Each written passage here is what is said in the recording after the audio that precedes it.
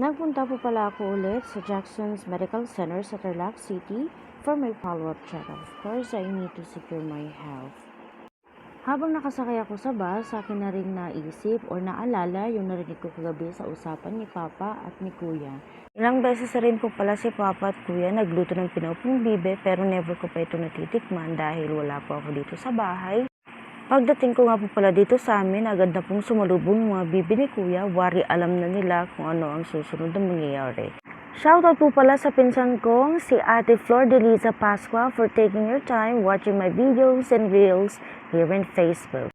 Meron din po pala kaming YouTube channel, it's Rob Jack Mini Vlog.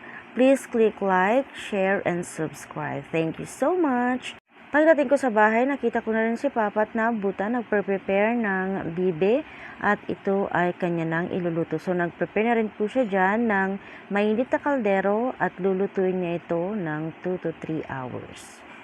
Yung mga sangkap pala na ginamit ni Papa is tanglad, bawang, sibuyas, luya, paminta, syempre pampalasa, asin.